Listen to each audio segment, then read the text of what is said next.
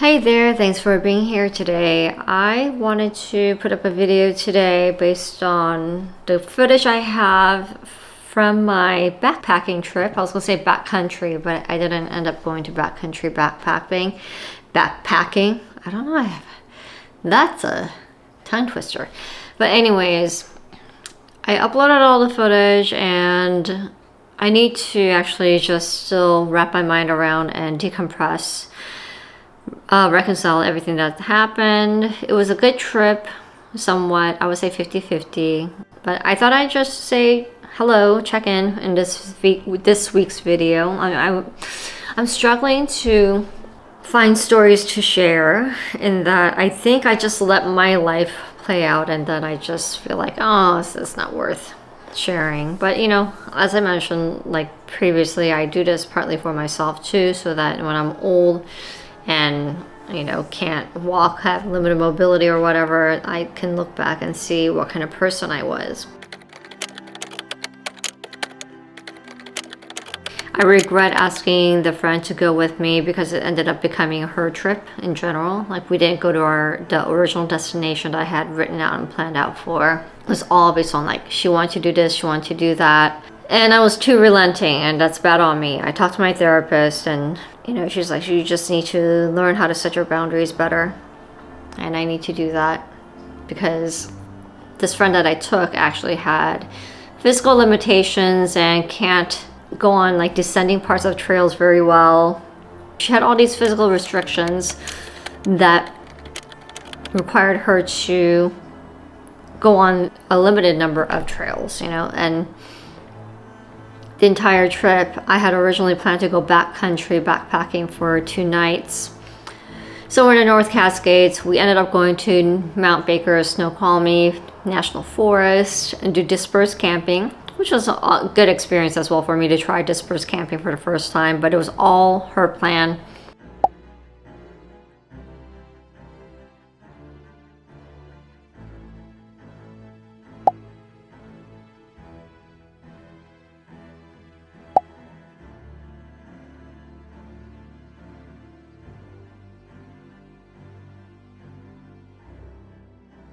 And this is a person who's has no concept of what it is like to have real adult responsibilities and seems to have a host of behavioral idiosyncrasies that prevent her from, I don't know, doing all sorts of normal adult things. So, and she also is dependent on her husband to provide for her entirely. Pretty much what I shared with my therapist. She thinks that this friend sounds like a child. I do agree. Anyways, so that was part of the upsetting thing, was that this person kept wanting to change plans at the very last minute, kept changing their minds, being like flip-flopping. I should have put my foot down, but I didn't. I think I'm just going to do these shorter heart-to-heart, very honest and open talks in a series called Finding Myself, because I think that's what I'm struggling with. This unsettled malaise that I have about myself and my life. I just don't know who I am. I don't know what I want anymore. I used to want and have big dreams and goals, and now I feel like I'm past the age where any of that is actually feasible or realistic. So I don't know what to live for in a way, unfortunately, and I just feel like there has to be more at the same time. So I'm willing to put into work to find out and find whatever path it is. I'm talking to my therapist about it. I wish I could see her every day, but not realistic. I'm seeing her again next week, so in my quest to find out who I am. Today, what I've been struggling with is I can't settle on a single thing that I want to commit doing, like a hobby. I want to get into writing, pick up writing again. I want to take dance classes. I thought about taking beginning ballet classes just to reinitiate myself. But I also want to learn how to sew. Well, I don't have a sewing machine, so I would have to buy one. I also want to study video editing and sound editing to get better, and thinking maybe I should get the DaVinci Resolve Studio, just purchase it outright so that I have all the features to make my videos more polished, more captivating, etc. And also take some courses online or whatever to become a better videographer. But I feel like if I were to try to do one, I'm abandoning the others. I don't know what this feeling is. And it's driving me a little bit crazy. To the point that I just get, analysis paralysis of, I don't know what to start, because I want to start everything. And then compounded with the fact that, I do have a full-time job, and it does wipe me out energetically, just physically, mentally. So it's not like I can squeeze in extracurriculars and still be able to bring 100% to my job. My therapist threw out there, feel free to, if you need it, take like a month off, 2 months off. And I'm like, I could probably realistically get away with a 1 month personal leave. And then, another thing that we talked about is like, as I'm trying to figure out what I want to do and who I want to be for the next 2 to 3 decades of my life, like part of that is like higher education. I want to go back to study and learn something new, and from there have a career change. I don't know what. My absolute pipe dream would be like, I don't know, find a French PhD program or master's program and become a instructor at a local college or a professor. But then that's like very unstable, I think. But it would make me happy to an extent. It's just expensive too, if I'm gonna have to finance that. Another is like, should I go and get my master's in public policy, do it online? And I'm not the type who can do like a part-time study load and a full-time workload. It would have to be either or, so I would probably have to quit my job and then become a full-time master's student, and then find a job at some kind of governmental agency, local, state, or federal, or international. Hopefully, I would prefer to, if I were to follow this path, I would want to be in some kind of public sector role where loans will be forgiven after 10 years of service. So that's one.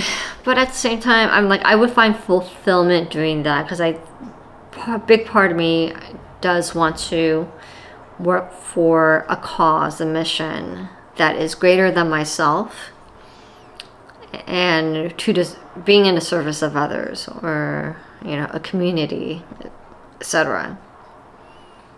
And then I have that other area where it's like, I really want to write. Should I do a master's program in creative writing? Or, sorry, my stray cat's looking. Oh, Frankie. Mama, you want to come in? Okay, I gotta let him in first. All right, he just wanted more food, so I gave him more food. Just the thought of going back to school, while I know it sounds good on paper, the fact is, like, I'm so many years removed, like almost 2 decades, I think. 2 decades away from university. I would have to take the GRE just to help boost my credentials, because I didn't do very well in the first 3 years of college. I did a lot better in my last year and a half. Like my last 100 units is when I averaged like a 3.6 GPA, but I fudged my first 3 years. Long story there, mainly due to just a lot of instability and chaos and violence in my life. So I had to take a couple breaks. The second of which was when my parents were being evicted from my second childhood house in the United States, and we had to quickly find housing. Anyways, and at the time I was going to school full time and working at Dairy Queen.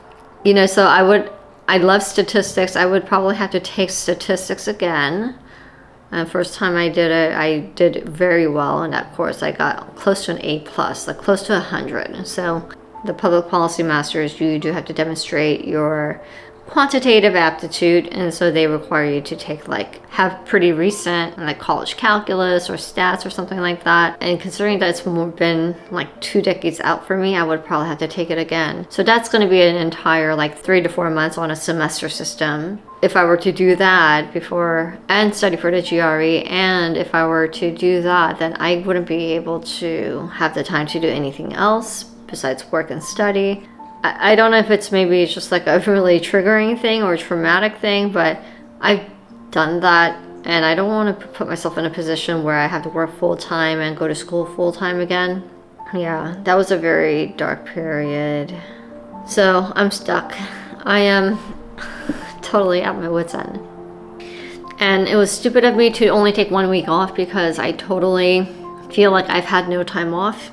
Ever since I returned from my camping trip, I've been house cleaning, laundry, litter box, wiping throw up, checking the mail, grocery shopping, meal planning, bill paying. It's just knowing that I have to go back to work in 2 days is kind of... Some of you or many of you might be like me and experience around your mid-30s to late 30s this isn't it. I have to figure something else out. And for me, I've been kicking the can because I kept falling back into the comfort of just a steady paycheck.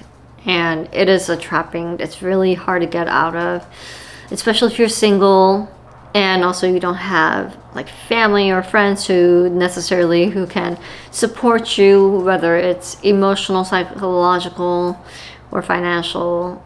I think that's when a therapist can really help, to be that third party to help you navigate the tangled web of ideas and that stuckness that you're feeling. And you're definitely not alone if you feel that way. I mean, I am Exhibit A. I think the best approach to try to find myself is to continue to go out, get out, literally. Even though I'm extremely introverted and prefer not to socialize with people, just being out milling around with the general public, I think what it is, it's a ground for experimentation and for you to spur some kind of output or ignition point where something can grow out of it. And so that's going to be my plan, is just try to get out the house as much as possible. Even today, I'm struggling to get out of the house. I was I have no reason to. I can make coffee at home. I have all the food I need at home. But I'm thinking, just go out somewhere. It doesn't matter if it's not going to be ultra productive. Just get out and spend more than 30 minutes in a single neighborhood or a store, coffee shop, etc. And you never know what's going to happen. As I mentioned, I'm going to look over my camping footage and see and really ruminate over, what did I just go through? What was a lesson learned here?